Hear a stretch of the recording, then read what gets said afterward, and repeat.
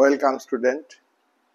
আজকে আমি আলোচনা করব প্রাচীন ভারতের রাষ্ট্রচিন্তার একজন বিখ্যাত চিন্তাবিদ, যিনি অর্থশাস্ত্র গ্রন্থ লিখেছেন। তিনি হলেন কৌটিল্য বা চাণক্য, আর আসল নাম হলো বিষ্ণুগুপ্ত। অন্যদিকে পাশ্চাত্যের প্রাচীন রাষ্ট্র দার্শনিক, গ্রিক দার্শনিক প্লেটো, অ্যারিস্টটল এবং পাশ্চাত্যের আধুনিক যুগের রাষ্ট্রবিজ্ঞানী ইটালির ম্যাকিয়াভেলি, এদের সঙ্গে কৌটিল্যের তুলনামূলক আলোচনা করব। কৌটিল্য গ্রিক দার্শনিক প্লেটোর মতো, গ্রিক দার্শনিক অ্যারিস্টটলের মতো,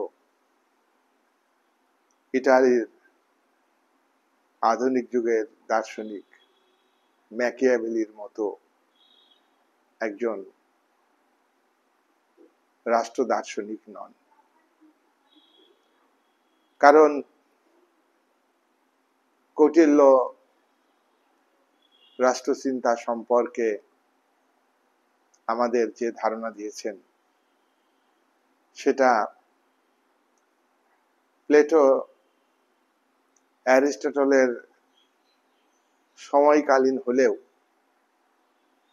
প্রকাশিত হয়েছে অনেক পরে। প্লেটো, অ্যারিস্টটল পাশ্চাত্যের দার্শনিক হিসাবে বিশ্বে খ্যাতি লাভ করেছেন। বিশ্বব্যাপী তাদের দর্শন, রাষ্ট্র দর্শন প্রসারিত হয়েছে। কিন্তু কৌটিল্যের রাষ্ট্রচিন্তা তাদের মতো প্রসারিত হয়নি। তার কারণ কৌটিল্যের অর্থশাস্ত্র গ্রন্থটি প্রকাশিত হয়েছে অনেক পরে। 1909 সালে এই গ্রন্থটি প্রকাশ হয়েছে। 1915 সালে এই গ্রন্থটি পাঠোদ্ধার করা সম্ভব হয়েছে এবং বিভিন্ন ভাষাতে অনুবাদ করা হয়েছে। গ্রিক দার্শনিক প্লেটো, পাশ্চাত্যের প্রথম দার্শনিক প্লেটো, প্লেটোর শিষ্য অ্যারিস্টটল, এদের সমকালীন দার্শনিক হলেন ভারতের চিন্তাবিদ কৌটিল্য, অপর নাম চাণক্য, আসল নাম বিষ্ণুগুপ্ত। কৌটিল্য যীশু খ্রিস্টের জন্মের 321 অব্দে জন্মগ্রহণ করেন এবং 300 অব্দে, অর্থাৎ যিশুর জন্মের 300 বছর আগে মারা যান। তাহলে কৌটিল্য আজ থেকে 2300 বছরেরও বেশি আগের একজন চিন্তাবিদ। এই সময়ে কৌটিল্য জন্মগ্রহণ করলেও, আবির্ভূত হলেও, তিনি এই সময়ে যে গ্রন্থ লিখেছেন অর্থশাস্ত্র, সেই অর্থশাস্ত্র আবিষ্কার হয় 1909 সালে, আর এটা পাঠোদ্ধার করা সম্ভব হয়েছে 1915 সালে। তার আগে প্লেটোর উন্নত রাষ্ট্র দর্শন সম্পর্কে কেউ জানতে পারেনি এবং তার বিস্তারও ঘটেনি। গ্রিক দার্শনিক নগর রাষ্ট্রের দার্শনিক প্লেটো প্লেটো যিশুর জন্মের 427 অব্দে খ্রিস্টপূর্বাব্দে জন্মগ্রহণ করেন এবং তিনি যিশুর জন্মের 347 অব্দে মারা যান। অ্যারিস্টটল যিশুর জন্মের 384 অব্দে জন্মগ্রহণ করেন, তিনি মারা যান যিশুর জন্মের 322 অব্দে। অর্থাৎ অ্যারিস্টটল আবির্ভূত হয়েছেন আজ থেকে 2300 বছর বেশি সময় আগে। তাহলে এই তাদের জন্ম তারিখ থেকে আমরা জানতে পাচ্ছি যে তারা সমকালীন চিন্তাবিদ। প্লেটোর লেখা বিখ্যাত গ্রন্থ রিপাবলিক, প্লেটো দি লজ গ্রন্থ লিখেছেন, প্লেটো লিখেছেন দ্য স্টেটসম্যান, এই গ্রন্থগুলো তার বিখ্যাত গ্রন্থ। এইসব গ্রন্থে প্লেটো যেসব কথা রাজনীতি সম্পর্কে, ধর্ম সম্পর্কে, ন্যায় সম্পর্কে, শাসক শ্রেণীর শিক্ষা সম্পর্কে, দার্শনিক রাজা সম্পর্কে, গ্রীসের মানুষের মধ্যে শ্রেণী বিভাজন, অভিভাবক, যোদ্ধা এবং উৎপাদক, এই শ্রেণী বিভাজন, মানুষের মধ্যে শিক্ষা বিস্তারের ক্ষেত্রে ইত্যাদি বিষয়ে তিনি আলোচনা করেছেন। একটি উন্নত রাষ্ট্রের ধারণা দিয়েছেন আদর্শ রাষ্ট্র রিপাবলিক গ্রন্থে।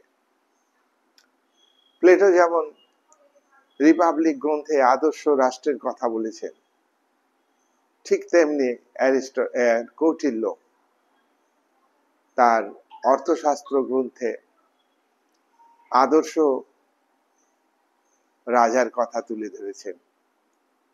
প্লেটো দার্শনিক রাজা, অভিভাবক শ্রেণী, শাসক শ্রেণী সম্পর্কে বলেছেন যে তাদের কোনো পরিবার থাকবে না, তাদের কোনো ব্যক্তিগত সম্পত্তি থাকবে না, তারা হবে নিঃস্বার্থ, তারা হবে জ্ঞানী পণ্ডিত, তারা 50 বছর ধরে পড়াশোনা করে তবেই শাসক শ্রেণীতে পরিণত হবেন। এই ধরনের একটা আদর্শ রাষ্ট্রের কথা প্লেটো রিপাবলিক গ্রন্থে তুলে ধরেছেন। ঠিক তেমনই একটা আদর্শ রাষ্ট্র, আদর্শ সমাজ কৌটিল্য তার অর্থশাস্ত্র গ্রন্থে তুলে ধরেছেন। কৌটিল্য তার রাষ্ট্রতত্ত্বের 7টা উপাদানের মধ্যে স্বামী বা রাজাকে জ্ঞানী হওয়ার কথা বলেছেন। রাজা হবেন সৎ, রাজা হবেন নিঃস্বার্থ ত্যাগী, রাজা হবেন ধৈর্যশীল, রাজা হবেন সাহসী, রাজা চটজলদি দ্রুত সিদ্ধান্ত গ্রহণের ক্ষমতা রাজাকে অর্জন করতে হবে, রাজার অনেক গুণ থাকতে হবে। রাজা যেমন কঠোর হবেন তেমনি তিনি সদয় হবেন, দয়ালু গুণ তার মধ্যে থাকবে, বিচার করবেন রাজা নিরপেক্ষ ভাবে। এমন আদর্শের কথা কৌটিল্য তার অর্থশাস্ত্র গ্রন্থে রাজার মধ্যে থাকতে হবে বলে ব্যাখ্যা দিয়েছে। কৌটিল্যের এই বক্তব্য রাজা সম্পর্কে, রাজার দয়াশীলতা, রাজার সাহসিকতা, রাজার উপস্থিত বুদ্ধি, রাজার সততা, রাজার সুখ স্বাচ্ছন্দ্য ব্যক্তিগত থাকবে না, রাজা প্রজাদের সন্তানের মতো দেখবেন, এত গুণ সম্পন্ন রাজার কথা বলেছে। কৌটিল্যের এই রাজা সম্পর্কিত বক্তব্য কিন্তু প্লেটোর উল্লেখিত রিপাবলিক গ্রন্থে উল্লেখিত আদর্শ রাষ্ট্রের সঙ্গে তুলনা করা যায়। কৌটিল্য একথা বলেছেন যে বর্ণাশ্রম প্রথাতে যারা পুরোহিত তারাই হবেন, তারা রাজাকে পরামর্শ দেবেন, তারা যুদ্ধ করতে পারবেন না, ব্রাহ্মণদের দ্বারা যুদ্ধ করা সম্ভব নয়, তাই যুদ্ধ করবেন ক্ষত্রিয়রা। ক্ষত্রিয়রা সাহসী, ক্ষত্রিয়রা ব্রহ্মদেবতার বাহু থেকে সৃষ্টি হয়েছে, তারা কর্মঠ, তারা দেশ রক্ষা করতে পারবে, তারা যুদ্ধ করতে পারবে। কৌটিল্যের এই যোদ্ধা শ্রেণীর বক্তব্য সম্পর্কে তিনি যেভাবে ব্যাখ্যা দিয়েছেন, এই যোদ্ধা শ্রেণীর কোনো সম্পত্তি থাকবে না, ব্যক্তিগত সম্পত্তি, যোদ্ধা শ্রেণীর কোনো ব্যক্তিগত পরিবার থাকবে না। সেখানে প্লেটো তার আদর্শ রাষ্ট্রে তিনটি শ্রেণীর কথা বলেছেন: অভিভাবক শ্রেণী, যোদ্ধা শ্রেণী এবং উৎপাদক শ্রেণী। যোদ্ধা শ্রেণী যুদ্ধ করবেন, তারা নিঃস্বার্থ হবেন। অ্যারিস্টটল কৌটিল্যের যে বক্তব্য, যোদ্ধারা যুদ্ধ করবে, তারা চাষাবাদ করবে না, তারা অন্য বর্ণের মানুষদের সেবা করবে না, তারা দেশকে রক্ষা করবে। দেশকে রক্ষা করে রাজা তার ক্ষমতার মাধ্যমে যোদ্ধাদের ব্যবহার করে দেশের প্রতিরক্ষা ব্যবস্থাকে জোরদার করবে এবং দেশের মধ্যে আইনের অনুশাসন প্রতিষ্ঠিত করবেন। কৌটিল্যের এই বক্তব্যের সঙ্গে প্লেটোর বক্তব্যের মিল আছে। প্লেটো বলেছেন যারা যোদ্ধা তারা যুদ্ধই করবে, তারা দেশ রক্ষা করবেন, তারা উৎপাদন করবেন না, তারা শাসন করবেন না। তাহলে এক্ষেত্রে যোদ্ধা শ্রেণীর ক্ষেত্রে ব্যাখ্যার ক্ষেত্রে কৌটিল্য এবং প্লেটোর মধ্যে মিল আছে। কৌটিল্য তার রিপাবলিক গ্রন্থে যোদ্ধা শ্রেণীর কথা বলেছেন, আর সেখানে কৌটিল্য তার অর্থশাস্ত্র গ্রন্থে ক্ষত্রিয়দের নিয়ে সেনাবাহিনী, আর্মি গঠনের কথা বলেছেন। তারা হবেন যুদ্ধে পটু, তারা দেশকে রক্ষা করতে পারবে।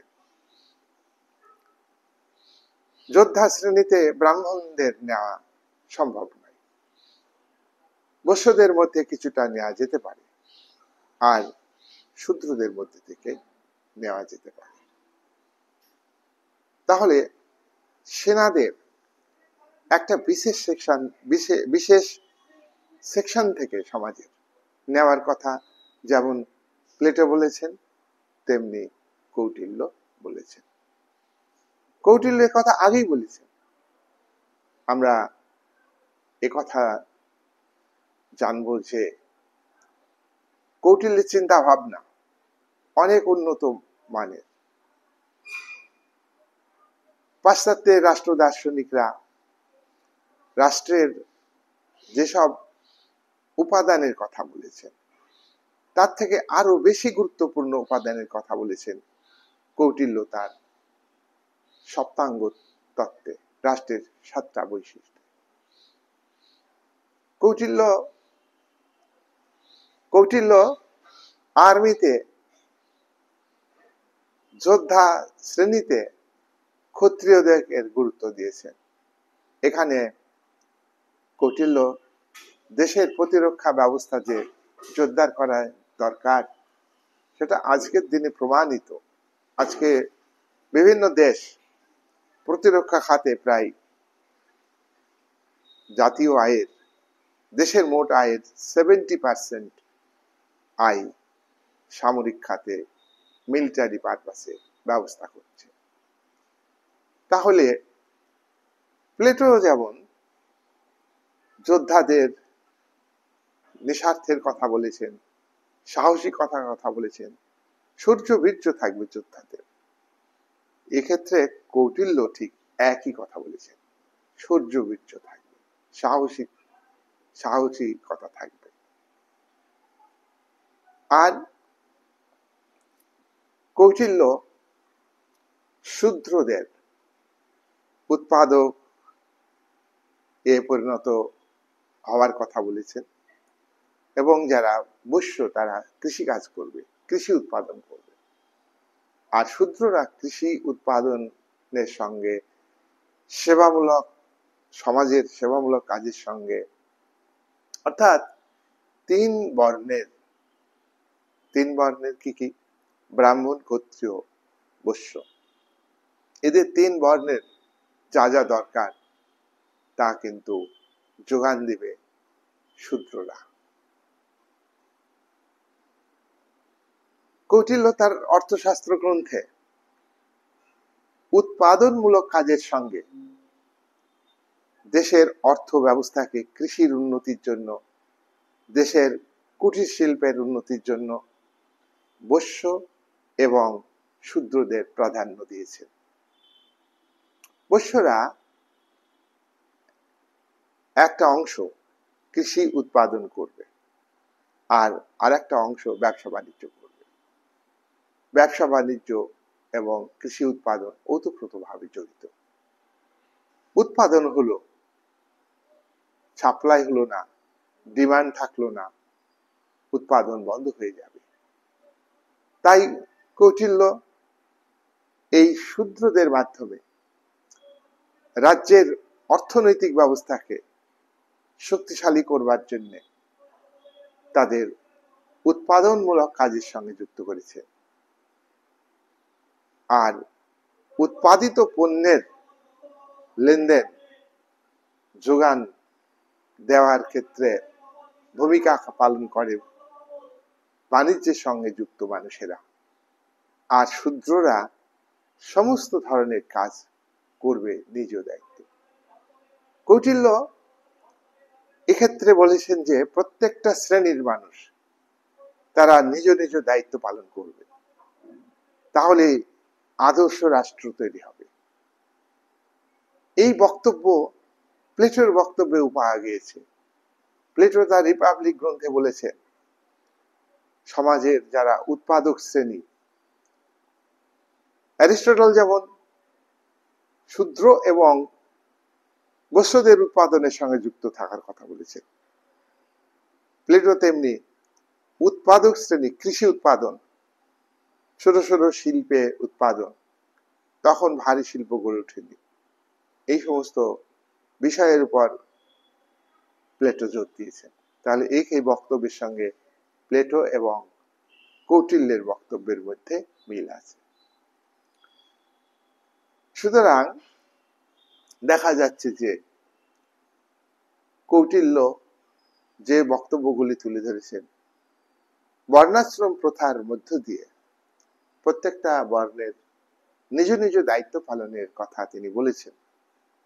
উন্নত রাজ্য, উন্নত সমাজ গড়বার জন্য। তেমনি রিপাবলিক গ্রন্থে প্লেটো তিনটি শ্রেণী, অভিভাবক শ্রেণী, যোদ্ধা শ্রেণী এবং উৎপাদক শ্রেণী, তারা প্রত্যেকটা শ্রেণী নিজ নিজ দায়িত্ব পালন করবে, তাহলে সমাজের এবং রাষ্ট্রের উন্নতি হবে। তাহলে এক্ষেত্রে আমরা দেখলাম প্লেটো এবং কৌটিল্যের বক্তব্যের মধ্যে মিল আছে। কিন্তু প্লেটো দণ্ডের কথা বলেননি। প্লেটো রাষ্ট্রের বৈশিষ্ট্য হিসাবে দুর্গের কথা বলেননি। প্লেটো রাষ্ট্রের বৈশিষ্ট্য হিসাবে কোষাগারের কথা বলেননি। সেনাবাহিনী রাষ্ট্রের গুরুত্বপূর্ণ বিষয়। প্লেটো অন্যভাবে সেনাবাহিনীর কথা বলেছেন।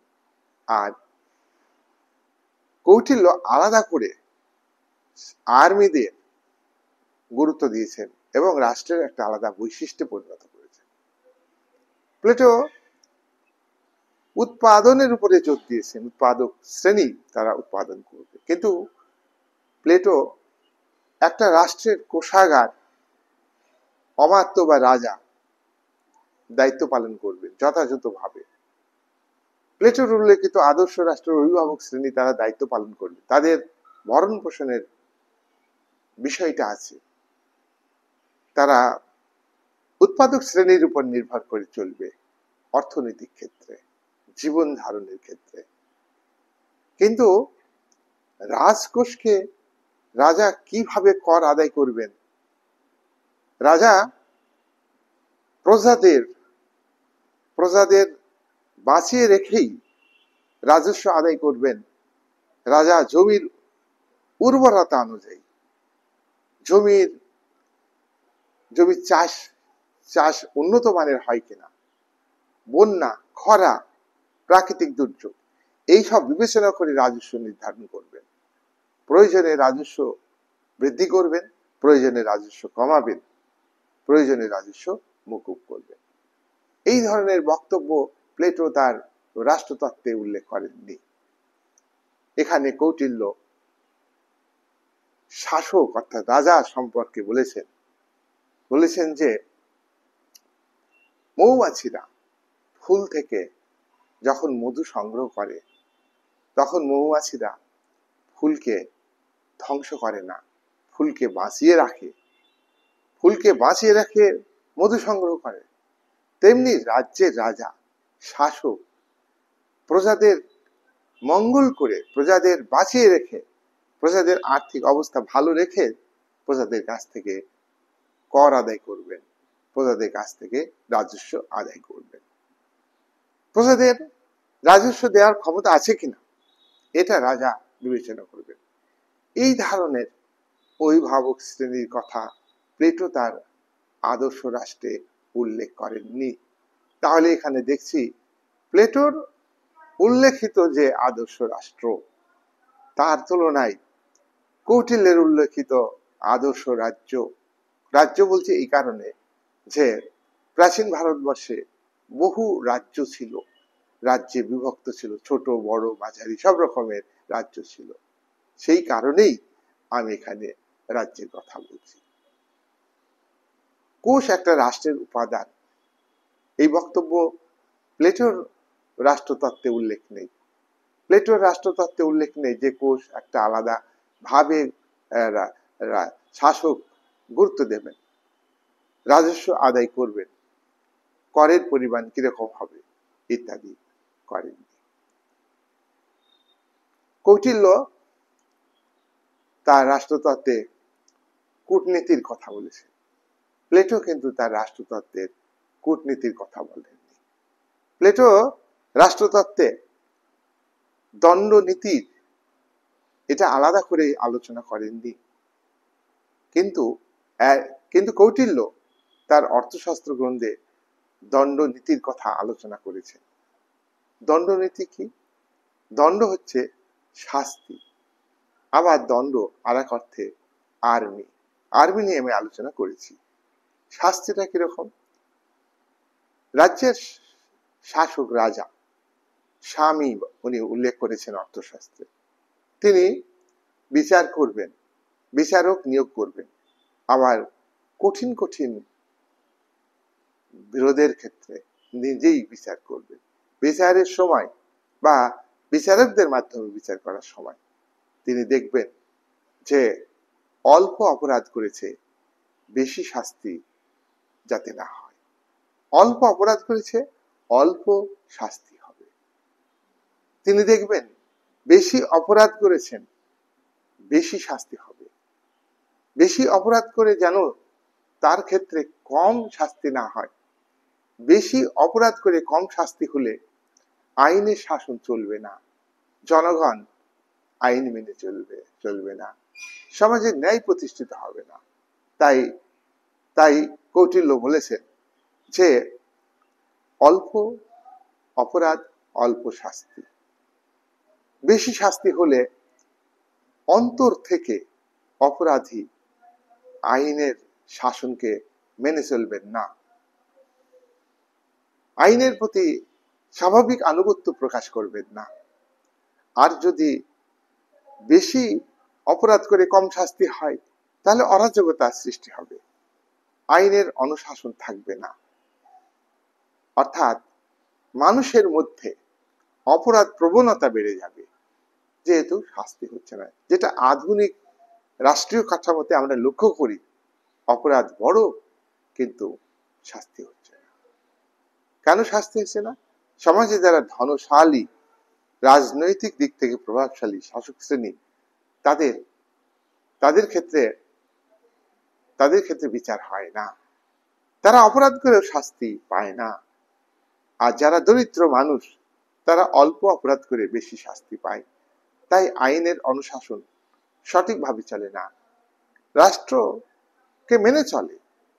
তার কারণ রাষ্ট্রের আইন না মানলে রাষ্ট্রীয় সন্ত্রাসবাদ সাধারণ মানুষের উপরে চাপিয়ে দেয়। আধুনিক যুগের শাসক শ্রেণী কর আদায়ের উপরে গুরুত্ব দেয়, কিন্তু যারা কর দিতে পারে, সামর্থ্য আছে, তাদের তাদের করের আওতায় বাইরে রাখে। তারা দুর্নীতি করে, কর ফাঁকি দেয়, আর সরকারও তাদের ছাড় দেয়। তার কারণ সরকার সম্পদশালীদের কাছ থেকে গোপন পথে, ঘুর পথে বহু অর্থ আগে থেকে নিয়ে থাকে, নির্বাচনের মাধ্যমে ক্ষমতায় আসে। এই নির্বাচন গণতন্ত্রের প্রহসন, নিরপেক্ষ নয়। কিন্তু কৌটিল্য যে রাজতন্ত্রের কথা বলেছেন, সেখানে শাস্তির ব্যবস্থা হবে নিরপেক্ষভাবে, যেটা আজকের দিনে ভারত তথা বিভিন্ন উদারনীতি গণতান্ত্রিক রাষ্ট্রে, শ্রেণী ভিত্তিক শোষণ ভিত্তিক রাষ্ট্রে সুবিচার প্রতিষ্ঠিত হয় না। গণতন্ত্রের স্তম্ভ বিচার ব্যবস্থা, সব ভেক কথা, মেকি কথা। সুতরাং কৌটিল্য যে কথাটা বলেছেন, আজকের দিনে শাসক শ্রেণী মনে রাখছে না। বিচারের ক্ষেত্রে রাজা নিরপেক্ষ হবেন, বিচারের ক্ষেত্রে রাজা বিবেচনা করে শাস্তি দেবেন, তাহলে কিন্তু আইনের অনুশাসন প্রতিষ্ঠিত হবে।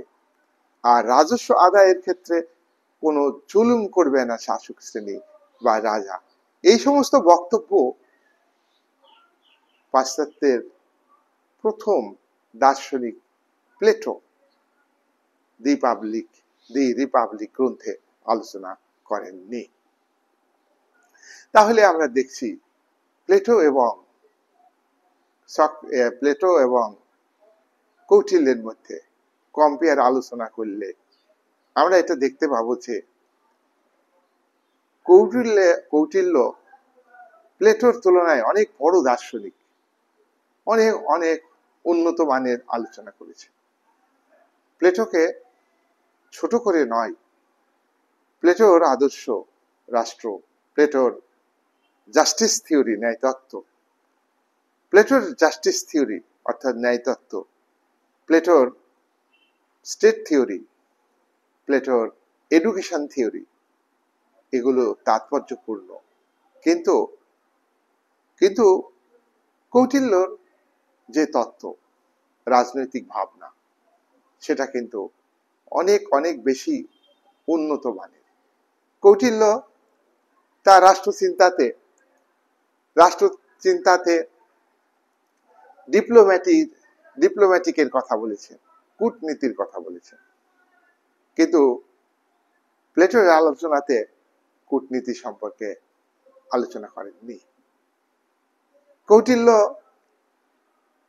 তার মিত্র রাষ্ট্র যে বৈশিষ্ট্য, রাষ্ট্রের একটা বৈশিষ্ট্য মিত্র, অ্যালি অর্থাৎ বন্ধু। তিনি একটা শক্তিশালী রাষ্ট্র, রাষ্ট্র বা রাজ্য, সেই রাজা শক্তিশালী রাজা, 12 জন রাজার মধ্যে শক্তিশালী রাজা একজন, বলশালী রাজা একজন। এই রাজা আর 11টা দেশের সঙ্গে কিভাবে সম্পর্ক তৈরি করবে, সেক্ষেত্রে পররাষ্ট্র নীতি কেমন হবে এবং পররাষ্ট্র নীতিকে কিভাবে ইমপ্লিমেন্ট করা হবে। শত্রুর শত্রু আমার বন্ধু, অরি মিত্র, শত্রুর শত্রু আমার মিত্র। অরি অরি অরি অরি, আমার শত্রু তার শত্রু সে আমার বন্ধু।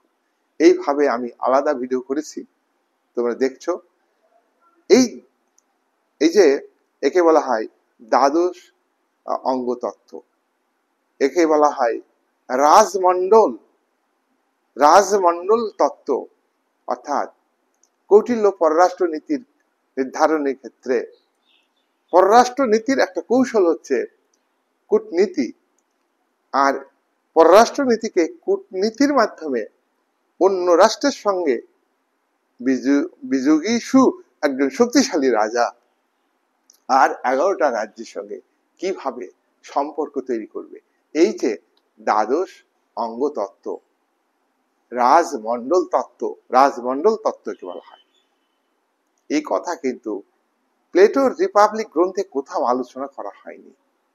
তাই প্লেটোর আদর্শ রাষ্ট্রের যেসব গুণাবলীর কথা বলা হয়েছে, যেসব বৈশিষ্ট্যের কথা বলা হয়েছে, কৌটিল্যের অর্থশাস্ত্রে উল্লেখিত যে রাষ্ট্রতত্ত্ব, সেখানে কিন্তু অনেক অনেক বেশি বড় বড় কথা বলা হয়েছে এবং তার তত্ত্ব আজকে বিশ্বে সমাদর পাচ্ছে, আগামী দিনে আরো পাবে। ভারত যত উন্নত দিকে এগিয়ে যাবে, তত ভারতকে বিভিন্ন ক্ষেত্রে বিশ্বের অন্যান্য রাষ্ট্র অনুসরণ করবে। সামরিক খাতে আজকে ভারতবর্ষে যে পররাষ্ট্র নীতি নির্ধারিত হচ্ছে, সেটা কৌটিল্যের রাজমণ্ডল থিওরির সঙ্গে, কৌটিল্যের ডিপ্লোম্যাটিক থিওরির সঙ্গে মেলানো যায় এবং আজকে ভারতকে বিভিন্ন দেশ অনুসরণ করছে।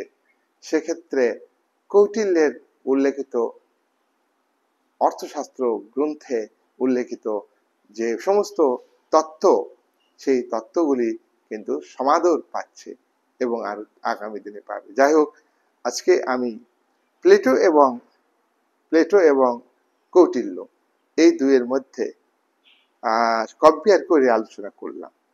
পরে আমি কৌটিল্য এবং অ্যারিস্টটলের মধ্যে তুলনামূলক আলোচনা করব, আর দুটো আমি আলোচনা করব। ম্যাকিয়াভেলির সঙ্গে কৌটিল্যের আলোচনা করব। কৌটিল্যকে ভারতের ম্যাকিয়াভেলি বলা হয়। যেমন তোমরা পড়েছো সমুদ্রগুপ্তকে ভারতীয় নেপোলিয়ন বলা হয়। ফরাসি সম্রাট নেপোলিয়ন বোনাপার্ট, সুশাসক, বিজেতা, যোদ্ধা, আইন প্রণেতা, আরো অনেক গুণ তার মধ্যে ছিল। পাশাপাশি সাম্রাজ্যবাদী ছিল, সেই দক্ষ শাসক, সাহসিকতা, এই সমস্ত দিক থেকে তার সঙ্গে ভারতের গুপ্ত সম্রাট, শ্রেষ্ঠ সম্রাট গুপ্ত যুগের সমুদ্রগুপ্তের তুলনা করা যায়। তেমনি আমাদের প্রাচীন ভারতের রাষ্ট্রচিন্তার ক্ষেত্রে আমরা দেখব মহাভারতে প্রাচীন ভারতের রাষ্ট্রচিন্তার কথা উল্লেখ আছে, রাষ্ট্রের বৈশিষ্ট্য, রাষ্ট্রের উদ্দেশ্য, কার্যাবলী সম্পর্কে আলোচনা করা আছে, শাসক শ্রেণীর ভূমিকা সম্পর্কে আলোচনা আছে মহাভারতে, রামায়ণে আছে, মনুস্মৃতিতে আছে, আর আছে কৌটিল্যের অর্থশাস্ত্র গ্রন্থে। আমি প্রাচীন ভারতের রাষ্ট্রচিন্তার উৎসগুলো আলোচনা করেছি, তোমরা দেখছো, আর সেখানে আলোচনা হয়েছে। যাই হোক, আমি আর ভিডিও বড় করছি না। কৌটিল্যের সঙ্গে প্লেটো, যাকে পাশ্চাত্যের প্রথম দার্শনিক বলা হয়, দেখো প্লেটোর আগে সক্রেটিস অনেক বক্তব্য রেখেছেন এবং সক্রেটিসকে অনুসরণ করে প্লেটো থিওরি লিখেছেন। সক্রেটিসের শিষ্য প্লেটো, তবু কিন্তু সক্রেটিস যেহেতু মাঝপথেই মারা গিয়েছিল, সক্রেটিসের মধ্যে অনেক উন্নত মানের ভাবনা চিন্তা ছিল। তিনি কিন্তু পাশ্চাত্যের প্রথম দার্শনিক হিসাবে পরিচিতি লাভ করেননি। পাশ্চাত্যের প্রথম দার্শনিক হিসাবে পরিচিতি লাভ করেছেন প্লেটো। প্লেটোর লেখা বিখ্যাত লেখা রিপাবলিক, স্টেটসম্যান, লজ, এই তিনটি গ্রন্থ মোটামুটি মনে রাখবে। আর আমাদের কৌটিল্য, আমাদের পাশ্চাত্যের রাষ্ট্র চিন্তাবিদ কৌটিল্য, তিনি হলেন কে? কৌটিল্য হচ্ছে তোমার রাষ্ট্র দার্শনিক। কৌটিল্য চন্দ্রগুপ্ত মৌর্যের প্রধানমন্ত্রী। তিনি আস্তে আস্তে বিশ্বে, ভারত তথা বিশ্বে খ্যাতি অর্জন করছেন, প্রসিদ্ধ হয়ে উঠছেন। এই বলে আজকের আলোচনা আমি এখানে শেষ করলাম।